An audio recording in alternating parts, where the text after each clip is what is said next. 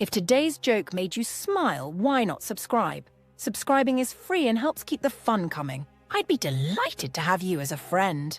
There was an Asian woman married to an English gentleman, and they lived in London. She wasn't very proficient in English, but managed to communicate with her husband. The real challenge came when she had to shop for groceries.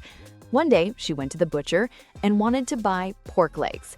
Not knowing how to ask, she became a bit flustered and gestured to her thighs. The butcher understood and gave her the pork legs. The next day, she needed chicken, but again, she didn't know how to ask. She unbuttoned her corset to show a little more, and the butcher understood, giving her the chicken. On the third day, she needed sausages. Unable to communicate again, she decided to bring her husband along. What was she thinking? Her husband speaks English. Two old women were sitting on a bench waiting for their bus. The buses were running late and a lot of time passed. Finally, one woman turned to the other and said, "You know, I've been sitting here so long, my butt fell asleep."